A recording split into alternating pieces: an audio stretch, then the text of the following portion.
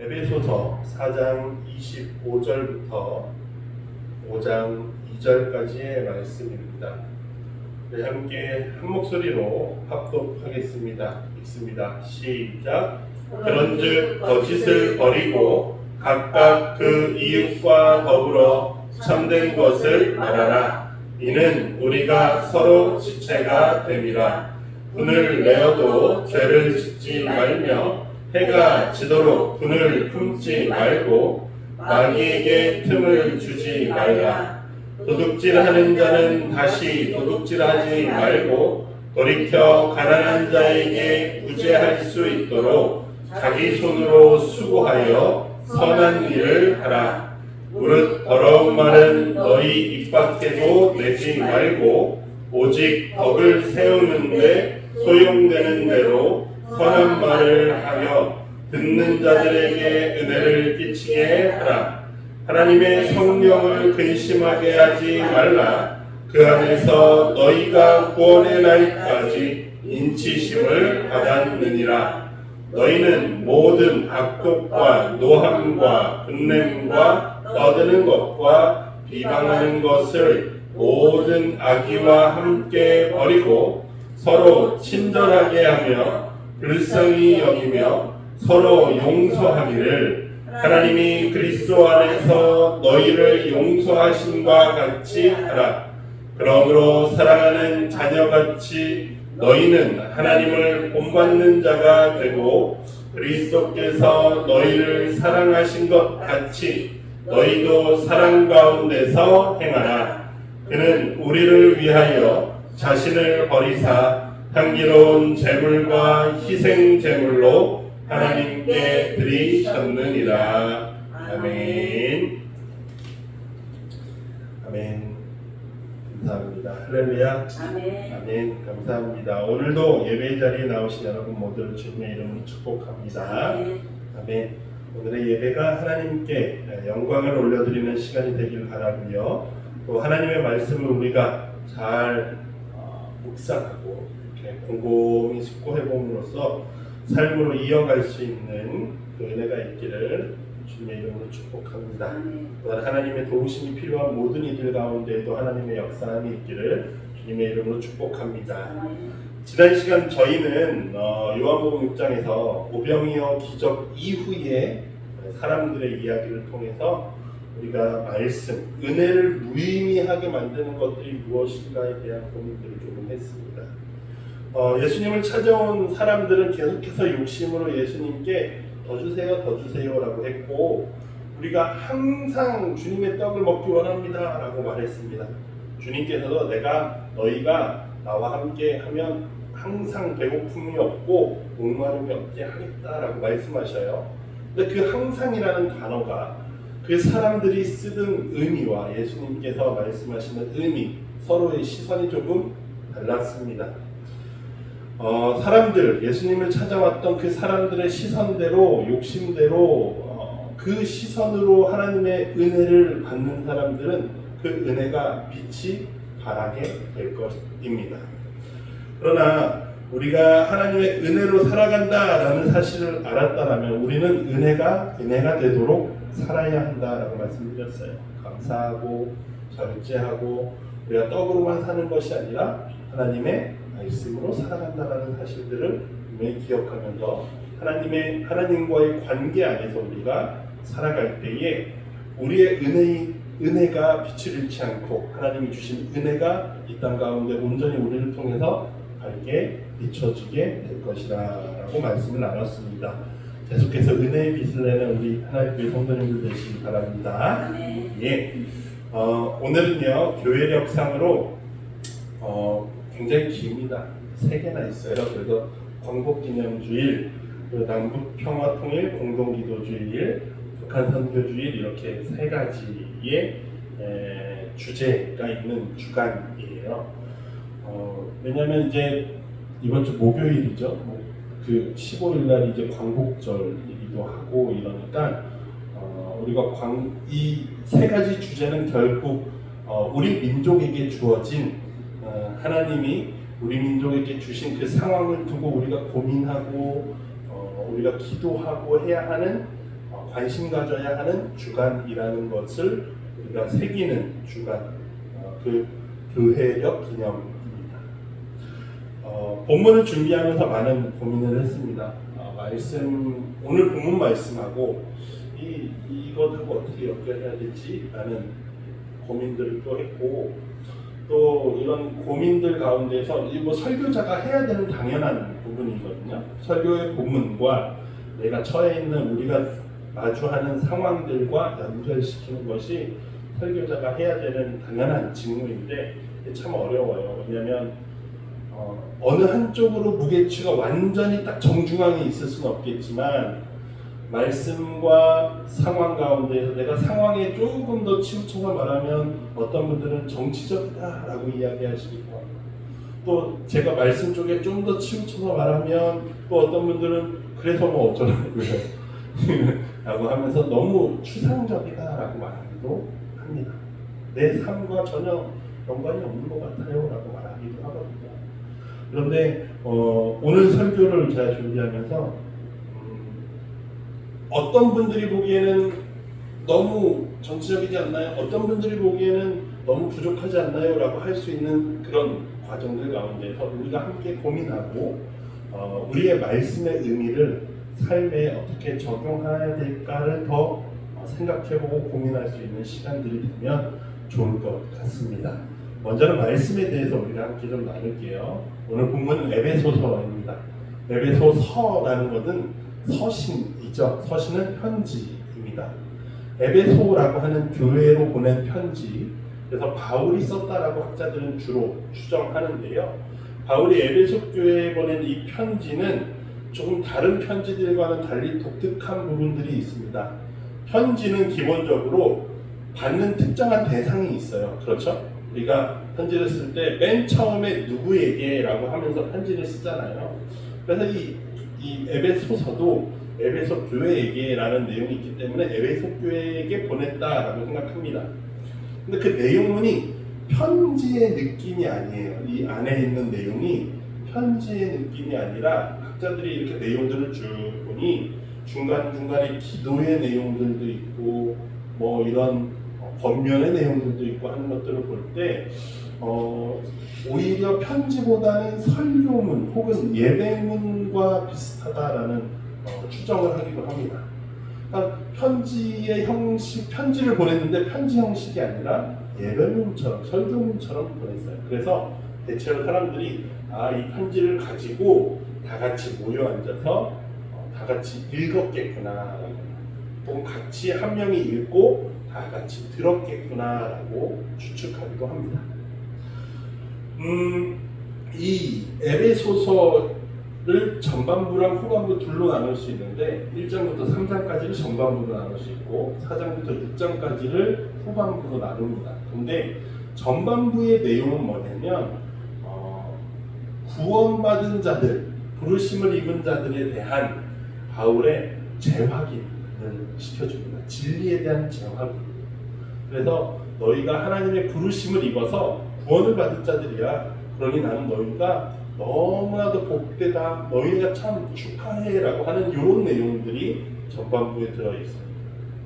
그리고 후반부에는 그 구원받은 너희가, 부르심을 받은 너희는 이제 이렇게 살아야 해라는 의미가 있어요.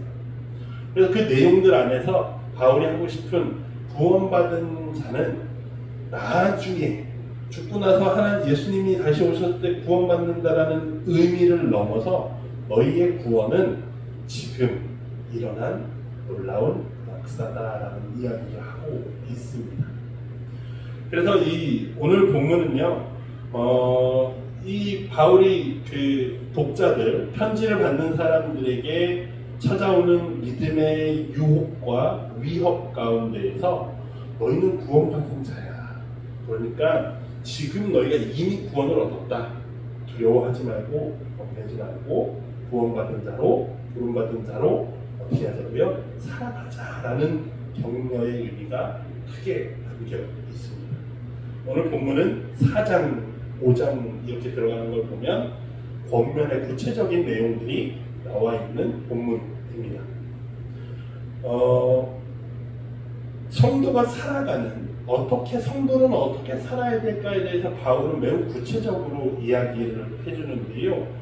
오늘 4장에서 에베소 4장에서 바울이 강조하고 있는 이미지 중에 하나는 옛사람과 새사람의 이렇게 비교입니다. 너희가 이전에는 어떤 사람이라고요? 옛사람이다. 세상에 사는 사람들과 다를 바 없이 살던 사람들이었다. 그러나 이제는이 중요하죠. 그 다음 이제를 가르는 게 뭐예요? 예수 그리스도를 믿고 난 이후엔 너희는 뭘 입었다고요? 새 사람을 입은 사람들이다. 바울의 이 말에는 세례에 대한 이미지들도 있습니다. 세례의 기본적인 의미가 세례를 받기 이전에와 이후의 삶이 달라진다라는 의미예요. 어떤 목사님은 그런 이야기도 하시더라고요. 기독교인이 변화에 대한 기대가 없다라면, 그러니까 우리가 적당히 그냥 뭐 믿으면 이렇게 신앙생활하다가 그냥 죽는 거지라고 하는 정도가 아니라 내 삶에 대한, 내가 하나님의 자녀로 온전하게 바뀌는 변화에 대한 경험이라든가 혹은 완전하게 변할 거야라고 하는 그 소망이나 이런 것이 없다라면 과연 기독교의 소망은 무엇에 있는가? 우리가 완전한 변화되었다는 사실, 또 변화될 것이라는 기대감, 그 놀라운, 그리고 변화되었을 때 느낄 기쁨과 행복에 대한 부분들이 없다라면 의미가 퇴색되지 않겠냐고 이야기도 하시는데, 바울은 본문을 통해서 우리는 분명하게 존재가 변화되었다라는 이야기를 강조합니다. 이 에베소서를 통해서 너희는 구원받았어. 구원받았다는 의미는 너희는 이전과 완전히 다른 사람들이야 라는 거예요. 어린이 찬양 중에 그런 찬양 있잖아요. 예수님이 말씀하시니 해서 첫 번째가 사가 뭐죠? 뭐가 변해요? 네, 물이 변하여 포도주 됐네 라는 그 예수님의 첫 번째 기적에 대한 내용이잖아요.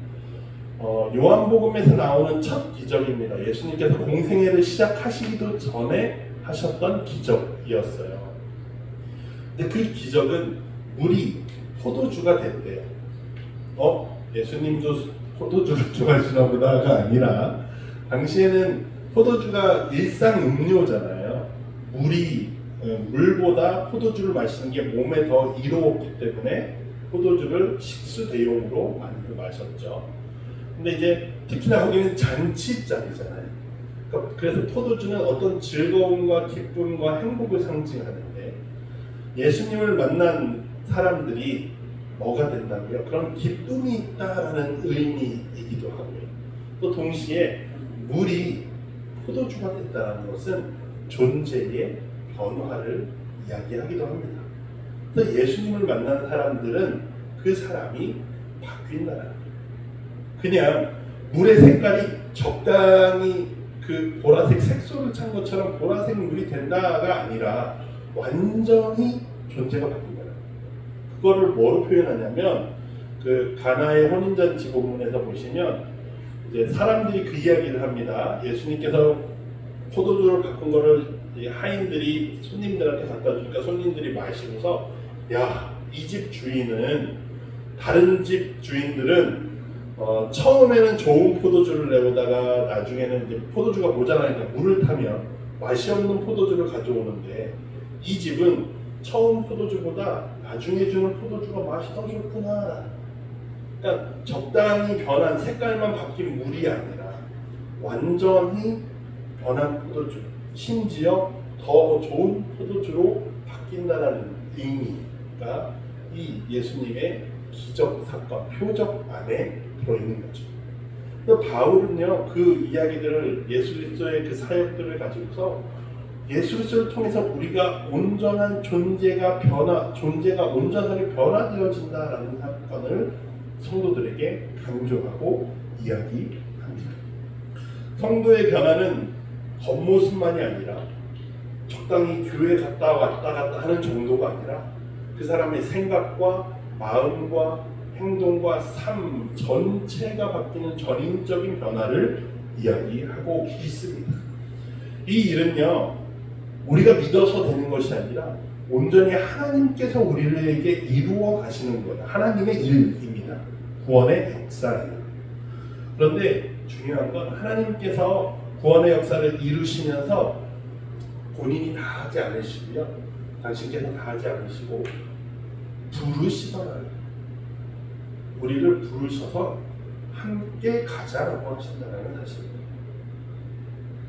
오늘 본문은 조금 더 자세하게 들어가겠습니다. 그래서 그 본문의 내용에서 바울이 이야기하는 것은 하나님이 부르셔서 같이 가는 사람들은 어떤 행동들을 하며 어떤 삶을 살아야겠느냐에 대한 조금 더 구체적인 이야기입니다. 그래서 바울은 처음에 금지하는 금원 명령, 이거 하지 말아라 라고 하는 명령과 뒷부분에서는 이렇게 해야 해 라고 하는 하라의 긍정문으로 두 가지로 나눠집니다. 오늘 본문이요. 그래서 오늘 본문을 보시면 25절부터는 처음에 뭘 하지 말라고 합니까? 거짓을 말하지 말라. 거짓을 버려라 라고 말하고 있습니다. 거짓은요, 공동체가 하나 되지 못하게 하는 겁니다. 왜냐하면 서로를 신뢰할 수 없게 만드는 것이 거짓입니다. 내가 이 사람을 믿을 수 없는데 이 사람과 함께 있을 수 없지요. 그렇기 때문에 바울은 성도는 거짓을 버리고 참된 것을 보이면서 말하면서 살아야지 그것이 하나의 지체가 될 수 있는 구체적인 방법입니다. 그래서 우리는 거짓을 버려야 한다라는 게 첫 번째입니다. 두 번째는 성냄, 분냄에 대한 이야기예요. 요 본문 26절을 보시면서 어떤 분들은 분을 내어도라는 말을 가지고서 사람이 당연히 분을 낼 수 있으니까 적당히 화를 내되 금방 풀어버리라는 이야기인가 봐 라고 오해하지만 바울이 하는 말의 의미는 직접적으로 분을 내지 말라는 거예요. 성내지 마라. 그러나 우리가 연약하니까 자꾸 성을 내지 않냐라는 의미예요. 성은 내지 마. 그런데도 불구하고 우리가 성을 낼 때에는 그럴 때에는 길게 가야 된다고요? 금방 끝내야 된다고요? 금방 끝내야 한다는 거예요. 왜냐하면 그 마음, 분을 품고 있는 마음이 마귀에게 틈을 준다는 거예요. 마귀를 사용하는 구약 신약 성경에서 마귀를 사용하는 단어의 대표적인 단어는 사탄이라는 단어입니다. 이 사탄이라는 단어는 분열을 시키는 것, 분리하는 것을 의미합니다. 그래서 성도의 공동체 안에서 교회 안에서 분냄은 서로를 갈라놓는 마귀가 틈타는 것이라고 이야기해요. 예수님께서 하나님께 제사를 드리러 너희가 올 때에 오다가 형제와 다투었던 게 생각이 나면 뭐 하라고요? 얼른 예배드리고 돌아가서 화해하라고요? 아니요. 먼저 가서 화해하고 와서 예배해라 하시는 거예요. 그러니까 이 성냄과 분냄이라는 것이 성도에게 적절하지 않다라는 것을 바울은 다시 한번 강조하는 거죠. 그리고 도둑질에 대한 이야기를 합니다. 누군가의 것을 훔치는 것, 빼앗는 것에 대한 이야기예요. 근데 그 다음에 붙어있는 게 뭐냐면 선한 일을 하는데 자기 손으로 수고해서 선한 일을 하라고 이야기합니다. 이 말은 결국 도둑질이라는 것은 내가 수고하지 않고 누군가의 것을 빼앗는 것들을 이야기합니다. 이것이 실제적으로 내가 무언가를 훔쳐오는 것이 될 수도 있고요. 현대에 적용하면 범위가 훨씬 넓어질 수가 있습니다. 이게 굉장히 어려운 부분들이죠. 그런데 중요한 사실은 우리에게 주신 노동의 가치라는 것이 내가 내 손으로 내가 수고해서 무언가 일하는 것이 무엇을 하기 위해 선한 일을 하기 위함이다라는 것도 생각해 보아야 합니다. 단순히 우리는 내가 일해서 내가 벌어먹는다라고 생각하지만 바울이 이야기하는 그것은 어쩌면 도둑질일 수 있다는 내 것을 누군가에게 가야 할 것들을 내가 가져온 것으로 끝날 수도 있다. 그렇다면 우리는 내 것을 가지고 내 것이라고 말하는 것을 가지고 선한 일을 하는 것이 옳다라는 거죠. 누구에게요? 어려운 이들을 구제하는 것들을 대표적으로 이야기하면서 말하는 것이죠. 네 번째는요, 말에 대한 부분이에요. 성경은 늘 말에 대해서 이야기합니다. 언어, 말이라는 것은요, 실제적인 영향력이 있어요. 말이라는 것이 누구에게 상처를 주기도 하고요, 또 누구를 괴롭히는 도구가 되기도 하고요, 반대로 또 누구에게 힘을 주고 누군가 어려움, 지쳐있는 일을 일으켜주는 역할을 하는, 말은 어떻게 사용하느냐에 따라 달라지는 것이죠. 그래서 마치 칼과 같아요. 그죠? 그러니까 칼을 가지고 잘 요리를 하면 사람을 살리고 좋은 것이지만, 이 칼을 들고 누군가를 상하게 한다면 굉장히 나쁜 도구가 되는 것이죠. 이 말이라는 것은요, 결국 내 안에 있는 것들을 표현하는 것인데요. 제가 한결이랑 이렇게 이야기를 하다 보면 한결이가 말도 하지 않았던 거를 안 해준다고 화낼 때가 있어요. 그러면 한결아, 뭐가 하고 싶으면 말을 해라고 이야기합니다. 이게 무슨 의미냐면, 내 머릿속에 있는 것, 내 마음에만 있는 것은 상대방이 알 수 없어요. 근데 말이라는 것은 나를 넘어가는 일입니다. 나라는 한계를 넘어서 저 사람과 만나는 일이에요. 그렇기 때문에 말이라는 것은 아주 중요하고, 그리고 우리가 신중하게 해야 한다는 거죠. 그래서 바울은 너희의 말을 통해서 뭐가 돼야 돼요? 은혜가 드러나게 해야 된다. 너희의 말을 통해서 너희의 부끄러움과 더러움과 죄의 모습들이 아니라, 그런 거는 우리가 이미 충분히 보여주고 있고, 그것이 아니라 성도라면, 너희가 이전에는 그렇게 살았다면 이제는 너희를 통해서 오히려 은혜가 드러나는, 빛이 비추어지는 일들이 있어야 된다. 그러니 악한 말들을, 더러운 말들을 내지 말라, 하지 말라라는 그런 의미들 안에서요, 바울은요, 너희가 이렇게 살면 성령이 뭐 하신다고요? 근심하신다고 표현하고 있습니다. 오늘 보면 성령이 근심하신다. 왜 그럴까요? 성령이 임한 사람들은 구원받았다라는 의미예요. 예수 그리스도를 믿고 그 믿는 자들에게 하나님께서 성령을 주십니다. 그럼 그 사람은 성령을 통해서 마지막 날까지 인치심을 받았다. 오늘 본문에 그렇게 얘기하는데, 도장을 쿵 찍었다라는 거예요. 너는 구원받았어 라고 도장을 쾅 찍었다라는 것은 이 사람은 반드시 하나님의 법상으로 하나님께서 반드시 구원하실 거라는 확증에 대한 의미가 있어요. 그런데 너희 안에 성령이 계신데 너희가 옛사람을 잊고 살아가면 성령께서 얼마나 근심하시고 고민하시고, 저거 어떡하지? 라는 거예요. 그렇지 않겠습니까? 분명히 비행기 표가 있는 애인데 비행기 시간까지 공항을 안 가면 어떡하죠? 비행기 탈 수 있나요? 탈 수 없잖아요. 그걸 보고 있는 사람의 입장에서 제가 비행기를 탈 거야? 말 거야? 라고 생각하죠. 걱정하면 되죠. 그럼 전 청년께서도 우리 안에 거하셔서 얘가 이러면 안 되는데, 얘가 이래야 하는데 라고 근심하게 하는 자들, 이게 부드럽게 풀어서 근심이고요, 직설적으로 표현하면 반하다라는 반역의 의미가 있어요. 성령에 반해서 산다는 거예요. 성령께서 원하시는 것과 반대로 산다는 거예요. 그들은 근심이라고 표현했지만 과연 구원받겠느냐라는 의미도, 그렇다면 어떻게 해야 합니까? 해야 한다라는 거예요. 오늘 본문을, 성경들을 다시 보시면 제가 핵심적으로 그냥 정리하면, 하나님께서 너희에게 이렇게 하셨듯이 너희가 그렇게 행하며 이웃에게 대하며 살아야 한다는 거예요. 하나님께서 너희에게 친절하게 대하셨고, 하나님께서 너희에게 긍휼의 마음을 품으신 것처럼 너희도 그 마음을 품고 사람들을 용서하면서 살아야 돼요.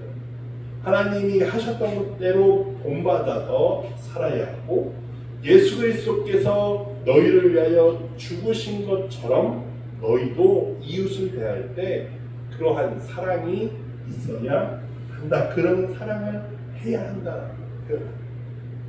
그 사랑을 가장 잘 표현한 게 뭡니까? 예수 그리스도께서 우리를 위해 죽으셨다라는. 그래서 우리에게 주어진 가장 큰 이미지가 뭐예요? 십자가라는 이미지. 바울은요, 존재의 변화를 이야기하고 있습니다. 주님의 부르심을 따라 우리는 변화된 존재라는 거예요. 그리고 우리는 점점 그래서 마지막 하나님의 때가 되면 완전히 온전하게 변화된 자가 될 것이다 라고 말합니다. 그런데 여기까지만 이야기를 끝내면 우리는 딜레마에 빠져요. 어떻게 해야 되지 하는 딜레마예요. 바울도 경험했던 것처럼 우리는 변했다라고 말하는데 왜 우리의 삶은 여전히 옛 사람으로 살아가고 있는가라는 그런 질문과 딜레마인 거죠. 제가 구원에 대해서 말씀드릴 때도 하나님께서 우리를 구원하신 것을 확정하셨고 그리고 마지막 날에 이루신다라고 표현하고 있잖아요. 흔히 칭의와 성화에 대한 이야기. 우리의 구원은요, 시작되고 완성되는 순간이 있어요. 그래서 하나님께서는 그 완성되는 순간까지 우리를 구원하신 것을 확실하고 하나님이 일하시는 거니까 완전하게 될 것입니다. 그 일을 위해서 하나님이 일을 하고 계셔요. 그렇다면 우리도 하나님은 하나님의 일을 하시니 우리도 우리의 일을 해야 한다. 하나님이 우리를 그저 야 잘됐다, 야 여기 딱 동상처럼 우리를 그냥 세워놓고 구원이 끝 하신 것이 아니라 우리를 계속해서 부르신 백성으로 살아가기를 원하고 계십니다. 그게 구약 성경에서는 뭐라고 표현하냐면 하나님께서 이스라엘 백성들을 출애굽시키신 이후에 내가 거룩하니 너희도 거룩하라라는 말씀이죠. 내가 하나님이니 너희는 나의 백성으로 살아라라고 말씀하십니다. 그것이 하나님께서 광야길 가운데에서 이스라엘 백성들을 훈련시키신 목적이고 가나안 땅에 데려가셔서 말씀하시고 부르시는 이유들이 그 이유입니다. 하나님의 부르심, 바울이 표현할 때는 하나님의 부르신 자들은 예수 그리스도의 나는 예수 그리스도의 고난을 내 몸에 지고 살아간다라고 표현합니다. 그래서 우리가 통용적으로 한국교회에서 통용적으로 표현할 때 뭐라고 표현합니까? 우리가 십자가를 지고 간다라고 표현하는 것이죠. 사랑하는 하나님교회 성도 여러분, 우리가 이 땅에서 십자가를 지고 살아가는 것은요, 하나님의 말씀이 나를 통해서 이 땅에 실현되는 겁니다. 성경에 있는 그 말씀이 내 몸을 통해서 이 땅에 온전히 드러나는 것이 내가 십자가를 지고 간다라는 것의 의미예요.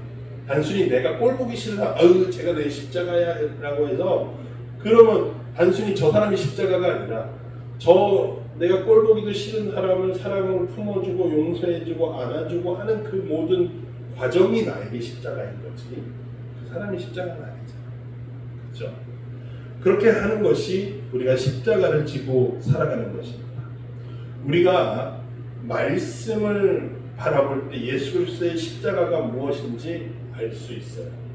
그런데 또한 동시에 우리가 이 땅에서 내가 어떻게 십자가를 질 것인가도 보아야 할 필요가 있습니다.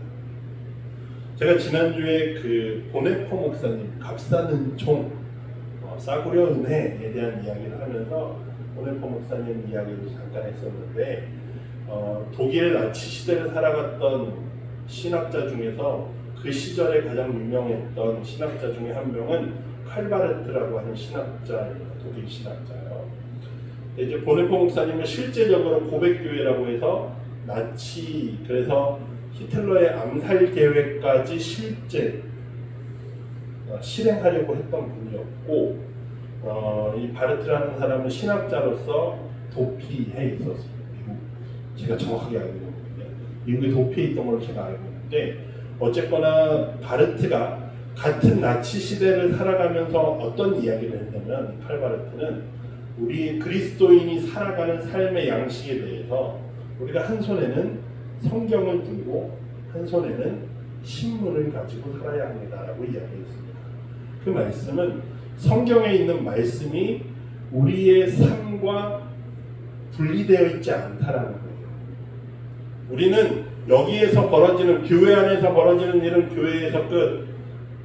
세상에 나가서 사는 것은 그냥 내가 살고 싶은 대로 라고 생각하는, 그렇게 살아가는 성도들이 많지만 그것은 신앙의 바른 방향이 아니라는 거예요.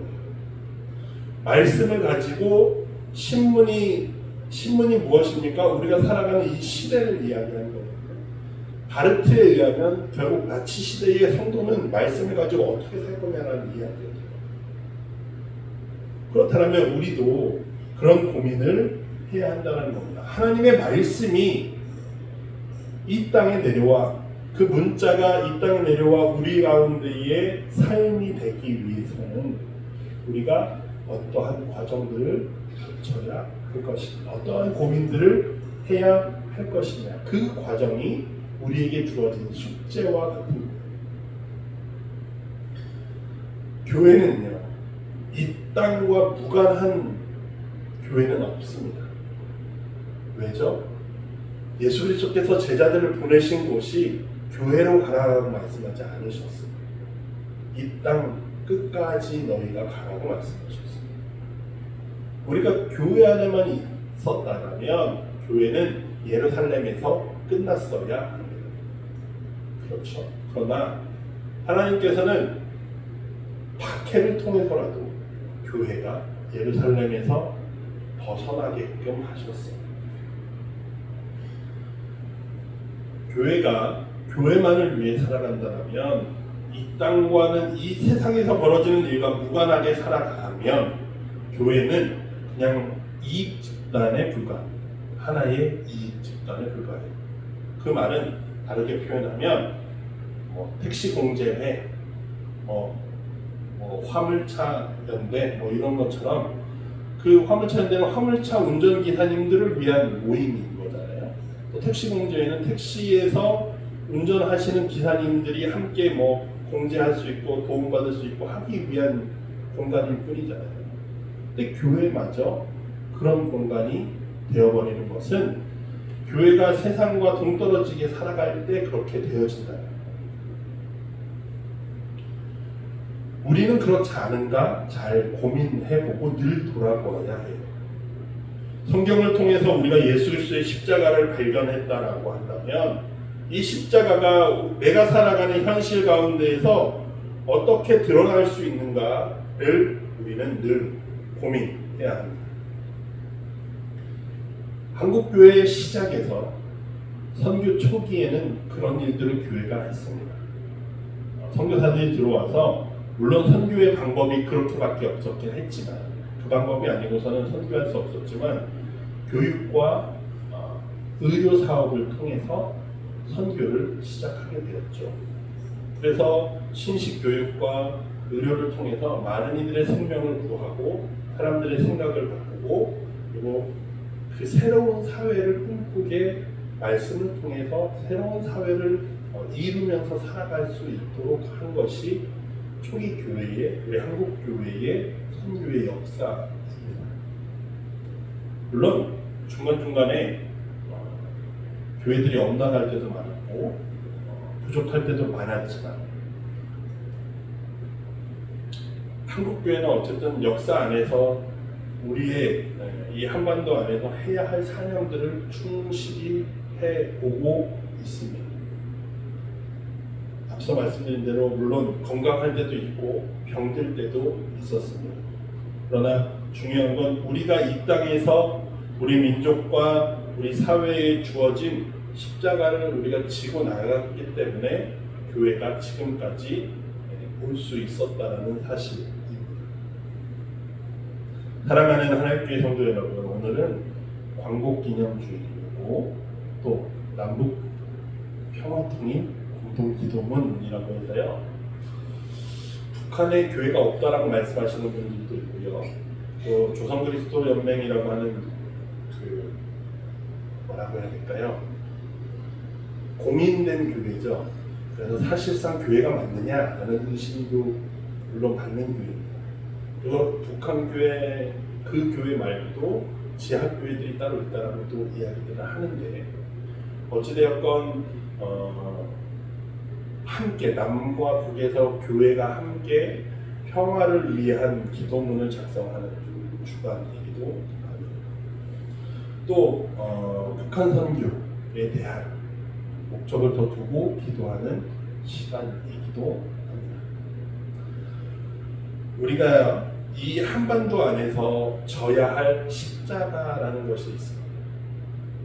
우리 민족 안에서 우리 이 한반도라고 하는 공간 안에서 남과 북이라는 이 분단 체제 안에서 전시 상황 안에서 우리가 져야 할 십자가가 있습니다.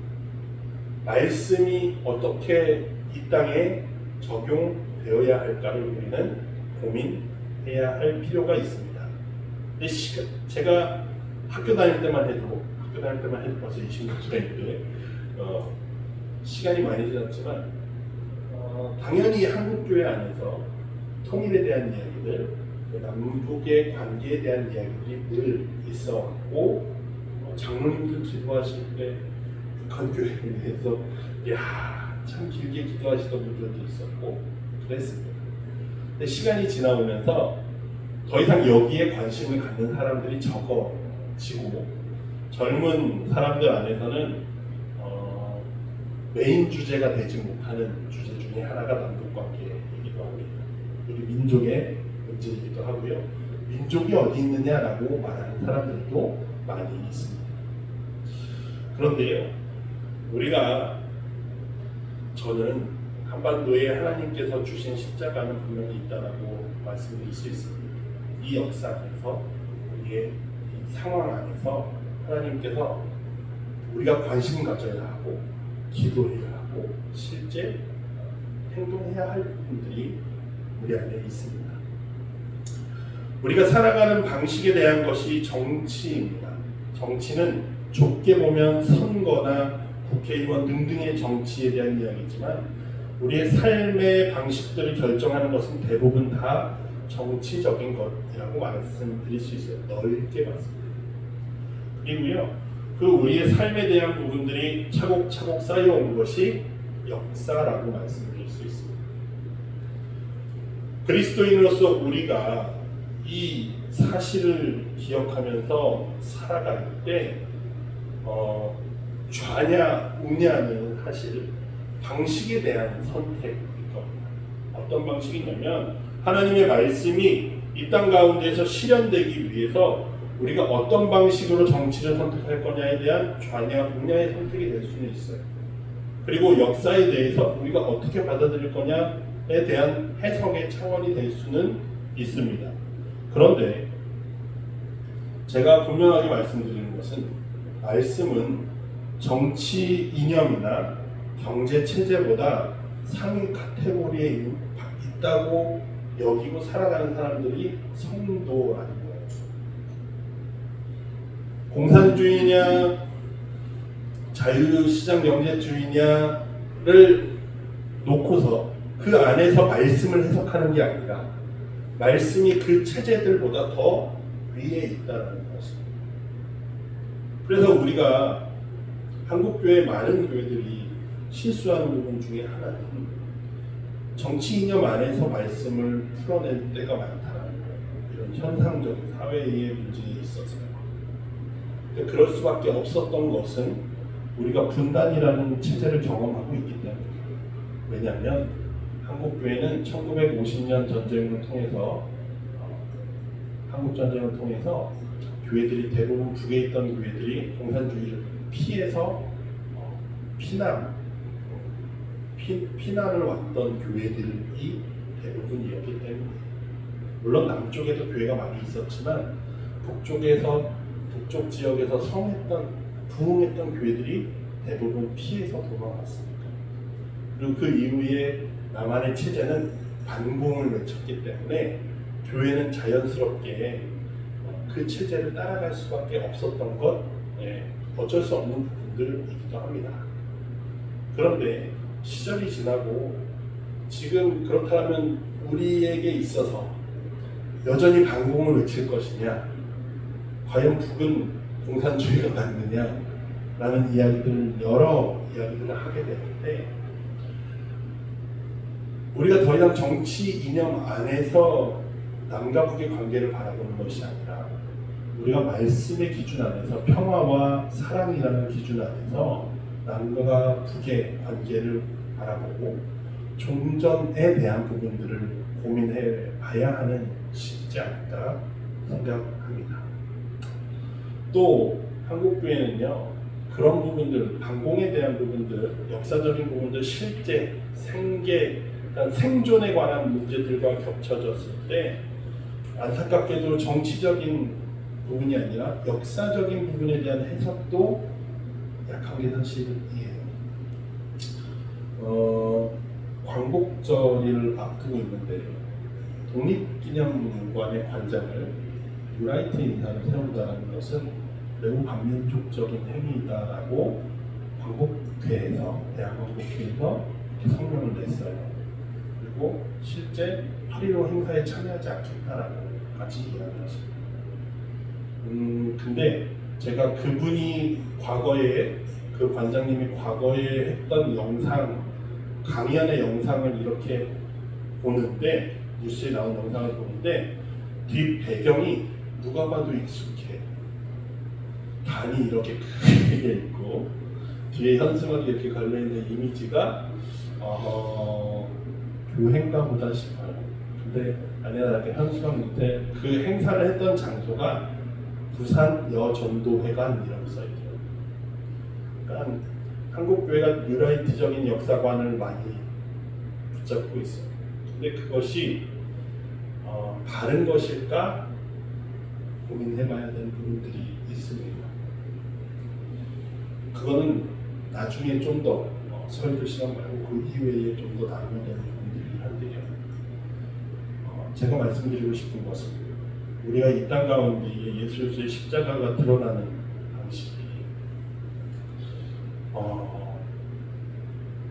어떻게 무관심하게 교회는 교회고 세상 일은 세상 일이지라고 할 것이 아니라는 사실입니다. 예수 그리스도께서 우리를 위해 죽어주셨던 그 십자가의 의미와 평화와 사랑에 대한 이미지가 이 땅에 드러나는 방식을 우리는 어떻게 받아들일지를 고민해 봐야 합니다. 사랑하는 성도 여러분, 시작은 관심입니다. 뉴스를 보면 저도 한 주 동안에 말씀 준비하면서 뉴스를 이렇게 어쩔 수 없이 계속 봤어요. 근데 뉴스가 너무 힘든 뉴스들이 많아요. 마음이 힘들고 괴로운 뉴스들이 많습니다. 그래서 우리는 잘 안 보고 싶어집니다. 그럼에도 불구하고 우리는 이 땅이, 이 세상이 돌아가는 일에서, 나라가 돌아가고 민족이 이루어지는 일들에 대해서 관심을 가질 필요가 있습니다. 관심을 갖고 적극적으로 우리가 하나님의 십자가와 말씀이 드러날 수 있도록 반응하는 것이 우리에게 주어진 십자가입니다. 말씀과 삶을 떼어놓고 생각하지 마시길 부탁드립니다. 접점을 찾는 노력이 필요합니다. 하나님의 뜻을 이루려는 우리의 행함에 주님께서 함께해 주실 것임을 확신하며 주님의 이름으로 축복합니다. 기도하겠습니다.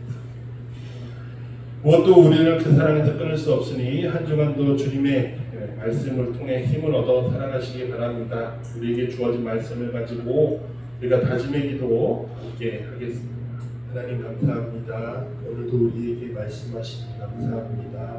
하나님, 주님께서 보이신 사랑을 따라 우리도 그 사랑으로 살아가야 함을 고백합니다.